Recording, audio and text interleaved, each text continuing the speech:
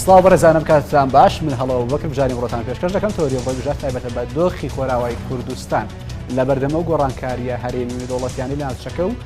لە سەردەستی شەڕی داعش دەبوزێت بێگومان خۆراوای کوردستان کوردانی خۆراوای کوردستان شەڕوانان لە خۆراوای کوردستان لە سەرەتای هاتنی داعشەوە تاوەکو ئێستا ڕۆڵی قارەمانانە دەژێڕن لە پارێزگاریکردن لە خاکی خۆراوای کوردستان و توانیویانە بەشێکی زۆری خاکی خۆراوای کوردستان پاک بکەنەوە و وا بکەن کە دەستی باڵایان هەبێت لە پاشەکشە بە داعش و لە پاشەکشە بە هەموو هێزە توندڕەوەکان لەم نێوەندەدا لە چەند ڕۆژی ڕابردوودا چەندین گۆڕانکاری لە ناکاو دەبینین لەوانە هێرشی ڕژێم بۆ سەرم هێزانە و چەندین گۆڕانکاری تر لە هەڵوێستی وڵاتانی هەرێمی و لەسەر ئاستی نێودەوڵەتیش لەم نێوەندەدا چەندین پیلان دەبینین بەرامبەر بە کوردانی خۆراوە بەرامبەر بە پێگەی کوردانی خۆراوە بۆیە ئەوەی پرسیاری گرنگە دەگوزارێت ئایا خۆرئاوای کوردستان لە داهاتووی سووریادا پێگەکەی چەند دەبێت وڵاتانی هەرێمی ڕێدەکەون لەسەر ئەوەی کە کورد لە خۆرئاوا پشتگوێ بخەن ئایا پەیوەندەکانی تورکیا و ئێران لەم کاتەدا لەسەر حسابی کوردانی خۆراوای کوردستانە هەڵوێستی رووسیا و ئەمریکا کە دوو زلهێزی ئێستای جیهان و ڕۆڵی یەکەمیان هەیە لە سووریادا هەڵوێستیان لەسەر کوردانی خۆراوە چی دەبێت کە بە نوێنەرایەتی وەکو خۆیان دەڵێن ئەوانیش شەڕی داعش دەکەن ئەمانە هەموو پرسیارن پرسیاری لە هەمووش گرنگتر ئایا جارێکی تر ڕێکەوتنامەی جەزایر لەسەر پشکی کورد لەسەر کورد دووبارە دەبێتەوە کە کورد جارێکی تر پشتگوێ بخرێتەوە و وڵاتانی ناوچەکە دراوسەکانی خۆراوای کوردستان لەسەر حسابی کوڕێ دەکەون ئەمانە هەمووی پرسیارن لە بژاری ئەمڕۆدا هەوڵ دەدەین تاوتوێکی و بەدوای ئەو پرسیارانە دەکەوین بەڕێز هۆزان ئەفرینی نوێنەری هاوپەیمانی نیشتیمانی دموکراتی سووری لە هەرێمی کوردستان میوانی ئەم بەرنامەیە کاک هۆزان بەخێر بێت. کاک هۆزان دەمەوێت سەرەتا بەوە دەست پێ بکەین دوای ئەو هەموو قارەمانێتی شەڕبانان لە خۆراوای کوردستان بینیان ئەو هەموو پێشڕەوی باشە بە تایبەتی ئازادکردن و کۆنتڕۆڵکردنەوەی منبەج لەپڕ هەندێک گۆڕانکاریمان بینی گۆڕانکاری بۆ نمونە لە کردارە سیاسیەکانی تورکیا پەیوەندەکانی لەگەڵ رووسیا لەگەڵ ئێران لەگەڵ ئیسرائیل خەریکی باشکردنەوەیە لەو نێوەندەدا هێزەکانی سووریا هێرش دەکەنە سەر هێزە کوردیەکان چی بوو ئەمە لەپڕ ئەمەمان بینی ئەمە چی ڕوویدا چی خوێندنەوەیەکی بۆ دەکەیت؟ سەرەتا سڵاو و ڕێز بوو بەرخودانی حەسەکە و ڕووجاوای کوردستان و تەوایی کوردستان بوو شەیدانجی ڕێز و سڵاو سەبارەت بە ئەو ڕەوشی دوایی بڕاستی پەیوەندەکانی سووریا و رووسیا لەگەڵ تورکیا هەروەها لەگەڵ ئیران هەروەها بەشک لە عێراق هەروەها ئەتوانم بڵێم بەشک لە زۆری لە ئۆپۆزیسیۆنی سووری کە بەشدارن لەو سینەریۆی تازە کە ئاماژە پێمان کردووە بڕاستی ئەوە ئەتوانم بڵێم ئەو پێنگاوی کە ئێستا هەیە بوو سەبارەت بە ڕێگرتن لە پێشکەوتنەکانی ڕۆژاوای کوردستان و ئەو بەرخودانی کە ئەکرێت کە ئێوەش ئاماژە پێکرد ئەمە هەموو من پێم وایە لەبەر ئەوەی بۆ یەکەم جار بەو شێوایی هێزەکە کوردی لە ڕۆژاوای کوردستان سەری هەڵدا و هەموو کەسێک پێ سێر بە لەبەر ئەوەی ئەوە لە حیسابی هیچ لایەنەکە نەبوو و هیچ دەوڵەتێک نەبوو لە ڕۆژاوای کوردستان کە بەشێکی بچووکیان دەزانین هەروەها زۆر کەسە بوو نێزانی کورد لەوێ هەنەوازانی کورد وەکو ئاوارە لەوێنە و ئەزانن کورد تەنها لەوێ لە چەند شارێکی بچووکن بەڵام لەم دوایە لە شوورەشی کە سووریا دەست پێ کرد و شوورەشەکە ڕووخا بەرەو کەوتە ژێر دەستی تێروریستەکان و دیکتاتۆریەکان بۆیە ئەوە ئاشکرە بوو کورد لە ڕۆژاوای کوردستان بەهێگەی چەنە ئەتوانم بڵێم بە تایبەت لە دوای کە ڕۆژاوای کوردستان ڕژیمی بەعس لاواز کەوت لە باکووری سووریا و لە ڕۆژاوای کوردستان ئینسیحابی کرد ئەو کاتە یەکسەر هێزی کوردی کە لە ڕێگەی بە پشتیوانی پەیەدا یەپەگە و هەندی هێزی وەکو یەپەژە ئەمەە دامەزران و دەست بە خەبات و کاری چەکدەریان کرد ئەمە ئەتوانم بڵێم ئەگەر ئەو هێزە نەبووە ئێستا ڕۆژئاوای کوردستان لە ژێر دەستی داعش و جەبهەتە نەسرا بوو بێگومان لەبەر ئەوەی کوردی ئێمەش بەشێکیان هەبوو دیانگوتن بە ئاشێشی سوپای ئازاد بێتەوە ئەفم کە پێت ئەبڕم ئەمانە هەمووی ڕاستێکی مێژووی دەستخۆش دێمەوە سەر ئەم لەحزەی کە ڕوویدا باڕێک چینە سەر ئەم تەوقیتەی کە ڕوویدا ئەو گۆڕانکاری خێرایی لە ماوەی 48 کاتژمێری ڕابردوودا ڕوویدا چی بوو دەمەوێت لەسەر ئەمە قسەم بۆ بکەیت خۆی ئەو گۆڕانکاریان بڕاستی لە ئەساسەکەدا خۆی لە کاتی کە ڕێژیمی سووریا هەهار بوو دەست بە شێوەیەکی هۆڤانە دوڕندانە دەست بە کوشتنی خەڵکو و تاڵانکردن و ئەوەی کرد لە بەرەبەردا ئۆپۆزیسیۆنێکی وەکو ڕژیم ئۆپۆزیسیۆنکی تەرۆریست دیکتاتۆر خوێن خوار دڵی مرۆڤ هەڵکێن بە ئەخون جێگەر ئەخون سەری مناڵ ئەبرن لە بەردەم کەمیرا ئەو کەسایەتە دەرکەوت کەواتە ئەمە ئەو گۆڕانکاریانە وا لێ کرد دنیا چاو ڕانی شت نەکە لە سووریا یعنی تاماشا بکەن بڵێن هەردوو لە یەکتر خراپترن هەردوو لە وحشینە هەردوو لە دوڕندانە بەڵام لە کاتی لایەنی کوردی دەرچوو بەو شیوایی بە پاکی و خاوەنی و بە قەهرەمانتی و بە گوێرەی یاساکانی نێوداوڵەتی و یاساکانی شەڕ و بەرخودان کە ڕێز بوو ژن دەگرن ڕێز بوو منهاڵ دەگرن ڕێز بوو ئینسان دەگرن فەرق و جیاوازی ناخن نێوان پێکاتەکانی لە سووریا و ڕۆژاوای کوردستان پێم وایە ئەوە گۆڕانکاریە ڕوودا کە عالم دنیا چاو لێ بکە بزانە بن لە سووریا شتێک هەیە بنکایەک هەیە کە ئەوان هەوڵ بدەن لە ڕێگەی ئەو بنکایەوە دەست تێوەردان بکەن یاخود بێنە هاوکاری ئەو خەڵکا بکەن ئەوە بوونمونە ئەتوانە بڵێم لە کاتی بەرخودانی کۆبانی لە کاتی بەرخودانی کوبانی ئەو بەرخودانی کە کرا لە کوبانی وا لە عالم و دنیا و جیهان کرد کە ناچار ببن بێنە بوو هاوکاری کورد لە ڕۆژاوایی کوردستان دوای ئەوە وردە ئەمریکا و هەندی وڵاتی دیکە هەموو هاتن پەیوەندیان کردن ئێستا لە ڕۆژاوایی کوردستان نیشتیجی بوونە بوونمونە جێگەی خۆیان هەیە جێگەی لەشکریان هەیە ئەمەی کە ئەم گۆڕانکاریە هەموو ئەتوانە بڵم ئەگەر کورد نەبە لایەنی کوردی نەبە هێزی کوردی نەبە نە ئەمریکا و نە هیچ وڵاتێک ناتوانێت بچۆن بۆ ناو سووریا بوو سووری بووتە جێگەیەکی وەکو ڕۆڵە وەکو هەموو ڕۆڵە جەنگڵ بوو ئەم هەموو ڕۆڵە گەورەی کورد لە ڕابردوو بینیوێتی ئێستا چی دەبینین ئایا ئەو جوڵە سیاسیانەی تورکیا دەیکات لە ڕێگەی پەیوەندەکانی لەگەڵ ئیسرائیل لەگەڵ رووسیا لەگەڵ ئێران ئەمە هەنگاوی دوای داعش نییە ئایا کورد بە فعلی وەکو لە ڕابردوودا زۆر جار دوای شەڕ هەمیشە بێبەش کراوە ئەم جارەش وڵاتانی هەرێمی وڵاتانی جیهانی مەبەستم رووسیا و ئەمریکایە بە تایبەتی دەتوانن کورد لە دوای شەڕی داعش پشتگوێ بخەن دەتوانن حەقی کورد لە خۆراوای کوردستان پشتگوێ بخەن یاخودنا خۆم ئەتوانم بڵێم من خۆم ئەم پرسیارە لە بەرپرسانی گەورەی ئەمریکیش کردووە ئەوەنەی کە لە ڕۆژاوای کوردستانن بڕاستی خۆی خەبیری عسکەرینە و شارەزا لە هەموو شتی من ئەو پرسیارەش لەوان کردووە ئەوان پێیان وا بووە بڕاستی وەکو خۆیان بە منی گوتێنە کوردی جاران جیاوازە لەگەڵ کوردی ئەمڕۆ ئەمریکای جارانشی جیاوازە لەگەڵ ئەمریکای ئەمڕۆ ئەمە قسەی خۆیەتی بۆیە ئەمانە کە مەبەستی چ بوو مەبەستی ئەوە ئەڵێ کاتی خۆ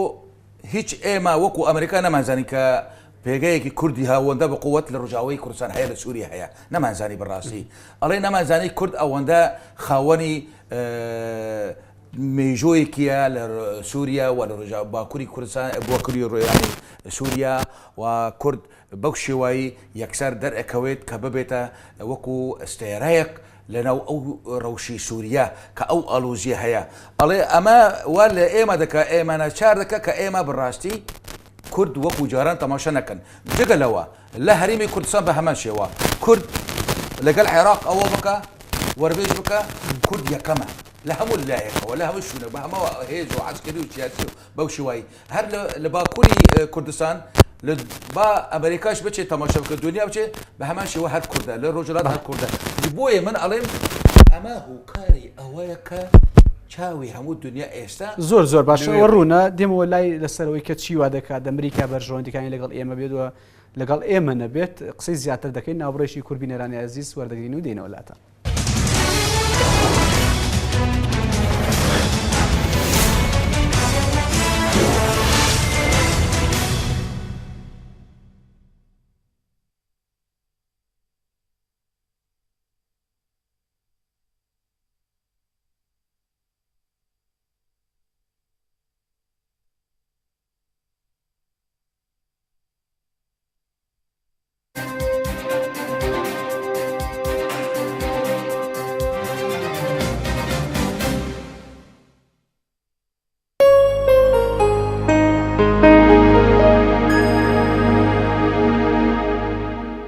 پۆشاکی پاریس گەنجان و پیاوان بە دوای جیهانی کەشقەیدا دەگەڕێن بە دوای ئەوەدا دەگەڕێن کە لە ستایل و مۆدیلدا تەنها و تەنها بن. پۆشاکی پاریس جیهانی کەشقەی و ئەناقەتی ئێوەیە. خاوەنی 15 ساڵ ئەزمونە لەو بارەدا.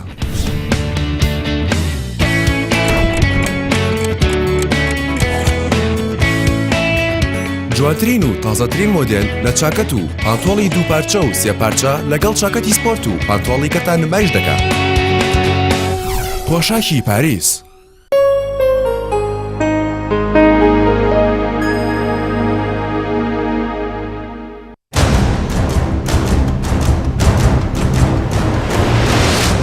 بۆچی خولەکانی پێشووی پەرلەمان نەیانتوانی چارەسەری ڕیشەیی پرسی سەرۆکایەتی هەرێم و دەستور بکەن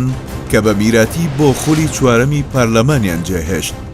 بۆچی پەرلەمانی کوردستان پەکخرا و کرایە قوربانی پرسی سەرۆکایەتی هەرێم کە بەدایکی کێشە و قەیرانەکانی هەرێمدا دەنرێت؟ نهێنیەکانی ئەودی ڕووداوەکانی 23 حوزەیران و 19 ئاب چی بوون؟ بۆچی سەرۆکی پەرلەمان کۆبوونەوەکەی دوانەخست؟ کێ بەرپرس بوو لە تەواو نەبوونی نیسابی یاسایی لە دانیشتنی 19 ئابدا؟ سەرڕای ئەوەی پارلەمان دەرفەتی زۆریدا لایەنە سیاسیەکان بۆچی نەیانتوانی پرسی سەرۆکایەتی هەرێم یەکلا بکەنەوە؟ پەکخستنی حکوومەت و دەستگا شەرعیەکانی هەرێم و دروستکردنی ئەو هەموو قەیرانە لە ئەستۆی کێدایە؟ 19 ئاب و چارەنووسی خەباتی پەرلەمانی بەشی یەکەم شەممە 95 خولەکی شەو بە کاتی هەولە.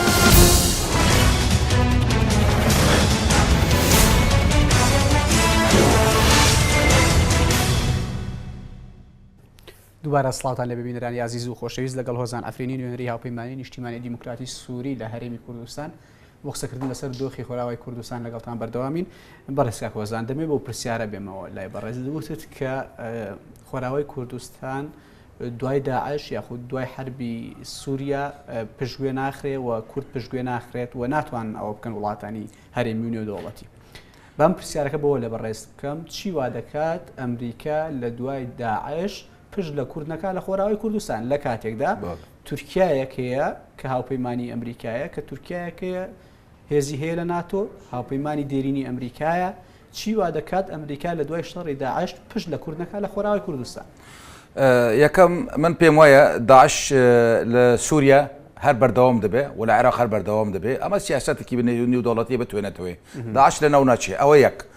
لاواز دەبێ بەس لە ناو ناچێ ئەوە لەوەنێ هەندێک لایەن هەندێک وڵاتن هەنە لە پشتێنە بۆ ئەوەی کە داعش بوو خۆیان وەکو کاغەزە بکاربێنن لە دژی هەندێک لایەنەکان لە دژی بۆ سیاسەتی خۆیان بکاربێنن وەکو دیکە جگە لە داعش جەبهەتە نەسرا هەر لە داعش خراپترە ئەوەی کە جەبهەتە نەسرا ئەیکە داعش نایکە بڕاستی نایکە داعش نایکە بەڵام داعش لەبەر ئەوەی لە سووریا و لە عێراق لە هەموو شوێنی وڵاتی جیهانێ بەڵاو بووتەوە لە جێگەی ئەلقاعیدە کردووە بۆیە داعش بووتە ئەو بەڵام جەبهەتە نەسرا خراپترە ئێمە خۆمان لە عەفرین دەرەوسەی جەبهەتە نەسرانە ئێمە زانن جەبهەتە نەسرا یەکێتی ئەکا لە داعش خراپتر دەکا بۆیە پێم وایە ئەمریکا جگەل لە مەسەلەی ئەگەر شەڕی داعشی نەمینە بەڵام ئەمریکا پرۆژەی خۆی هەیەی هەندێک هەیەەوە ئەو قسانە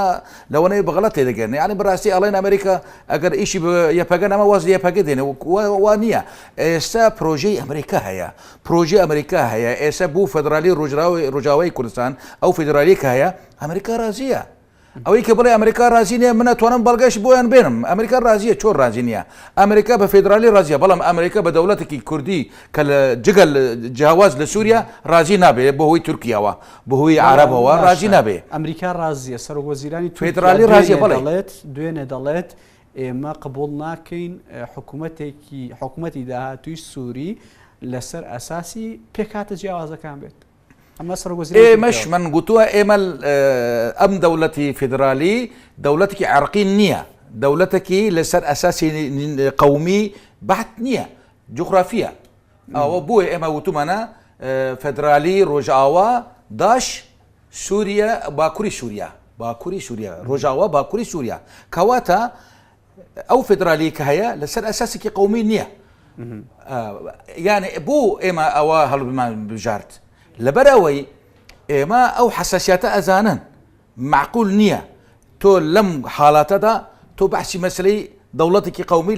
لەم حاڵاتەدا بکەیت لەبەر ئەوەی هەموو گورن هۆڤن وەحشن لە بەرەمبەری تۆش هەر ئێستا لە ئاوازی تۆ یەکسەر بەحسی ئەوە بکە خۆت بکە ئەوە ینی بوو ئەوەن خواردنک بۆیە ئێمە ئەو بڕیارەی کە درا لە ئەنجومەنی دیموکراتی سووری ئەوەیە فێدرالی ڕۆژاوا باکووری سووریا ئەگەرێک کە ئێستا لە میدیا ناوخۆی جیهانیەکانیش باس دەکرێت مەسلەی ڕێکەوتنی وڵاتانی هەرێمیە لەسەر حسابی کورد لە ناوچەکە بۆ نمونە لەسەر حسابی کوردی خۆراوی کوردستان بێگومان دەزانی کە بڵین تورکیا لە چوارچێوەی هەوڵەکانیدا پەیوەندیەکانی لەگەڵ ئێران ئێستا خەریکە باش دەکات و لەگەڵ رووسیا و لەگەڵ سووریا لەگەڵ بەشار ئەسەد تەنانەت تۆ پێت وایە وڵاتانی هەرێمی ڕێک دەکەون وەکو چۆن لە ڕابردوودا ڕێکەوتن لەسەر حسابی باشووری کوردستان ئەو کاتە ڕێکەوتنامەی جەزایریان ئیمزا کرد پێت وایە ڕێکەوتنامێکی لەو شێوەیە لەسەر حسابی خۆراوی کوردستان دووبارە دەبێتەوە یاخودنا ئەو ڕۆ من ئەڵێم ئێمە لەبیر نەکەن پرۆژەی گەورەی ئەمریکا لە ڕۆژداتی ناوین کە لە نەودەکان دەستی پێکردن و دارشتن لە ڕۆژی کە جۆرج بۆش باوکی دبلیو بۆش کە دەستی پێکرد ئەو کاتە تا ئەمڕۆ بەردەوامە و فعالە و ئەگەر لە ئەندوەی ئەنتیخاباتی ئەمریکا ئەگەر ترۆمپ دۆنالد ترۆمپ ئەگەر ببە سەرۆکی کۆماری ئەمریکا سەرۆکی ئەمریکا ئەو کاتە ئەم پرۆژە لە سەدا 95 جێبجێ دەکرێت کە ئەو پرۆژە جێبجێکرا ئەو پرۆژە لە بەرامبەر سایکشبیکۆ بوو پرۆژەیەکی لە دژی سایکشبیکۆ بوو ئەو سایکشبووکە کە لە دوای 100 ساڵ تێکچوو نەما خۆتەن ئەگادارن ئێستا تۆ لە هەرێمی کوردستان ئەتوانێت بچێ بوو باکووری کوردستان چەند بوو ڕۆژاوایی کوردستان ئێستا ئەو سنوورە نەما بوون منە بەتایبەت لە نێوان سووریا و عێراق ئەو نەما ئەو سنوور هیچ نەما ئەمە کەواتە سایکشبیکۆ و ئەو پرۆژە تێکچوو پرۆژەی ئەمریکا ئەوەیە لە بەرژەوەندی کوردە لە بەرژەوەندی کوردە ئێستا ئەم فێدرالیە لە هەرێمی کوردستان و فێدرالی لە ڕۆژاوایی کوردستان ئەمە خۆی لە خۆیدا نەبووە ئەمە خۆی لە خۆیدا نەبووە من ناڵێم ڕاستەخۆ یەکسەر ئەمریکا ئەو شەیدانەوە بەڵام ئەو خوێندنی ئەمریکا بوو پرۆژەی خۆی و پەیوەندیەکانی لەگەڵ لایەنی کوردی ئەوە نیشان دەکە کە ئەم کورد وەکو سایکشبیکۆ بێبەش نابێ لە مافی خۆی کەواتە گەلی کورد و هەندێک پێکاتەکانی دیکە کە بێبەش بوون لە مافەکانی خۆیان ئەوان هەموو مافدار دەبن پێ وایە ینی دەتەوێت بڵیت هەر ڕێکەوتنیشی هەرێمی کە پێچەوانە بێت لەگەڵ پرۆژەی ئەمریکی بۆ ڕۆژهەڵاتی ناوەڕاست شکست دەهێنێت من پێم وایە ئەگەر لە بەرژەوەندی ئەو پرۆژە نەبێ ئەمریکا خۆی ڕازی نابێ و رووسیاش ڕازی بووە بەڵام رووسیا لە ژێرەوە ڕازی بووە رووسیا ترسۆنەکە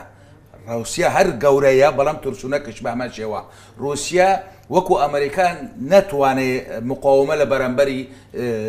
لایەنەکان بە ئاشکرا بکە رووسیا بە نەهێنی شتەکان دەکات من ئەتوانم بڵێم بۆ ئەم پرۆژەی تازای ڕۆژداتی ناوین رووسیا و ئەمریکا بە تەواوی ڕێککەوتنە حتا بوو مافی کورجی ڕێککەوتنە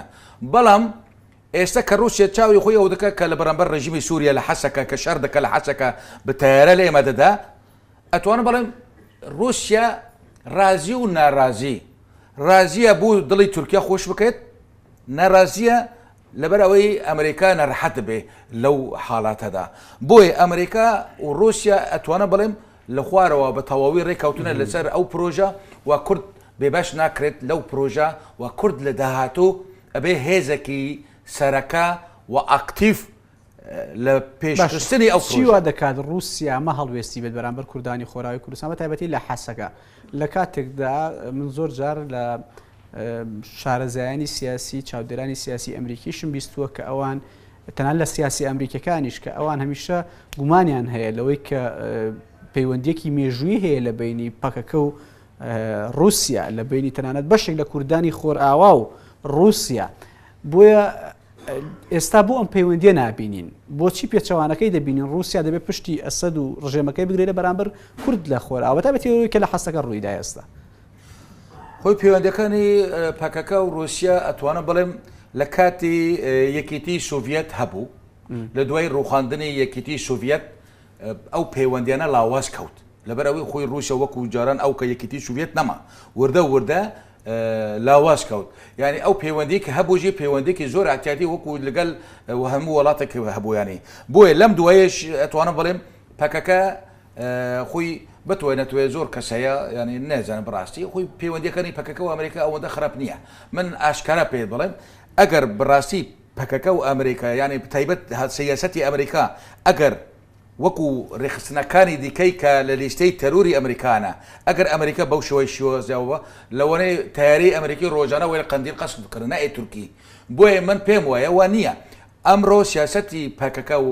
ئەمریکا زۆر نزیکی یەک بوونە بتایبەت بۆ پرۆژەی ڕۆژهەڵاتی ناوین ئەمڕۆ پەکەکە پرۆژەی ڕۆژهەڵاتی ناوین هەیە پرۆژەی هەر چۆ پارچەی کوردستان پەکەکە هەیە لەوەنەی بناوی خۆی نییە لە هەر بەشێکی بناوێکی دیکەیە بەڵام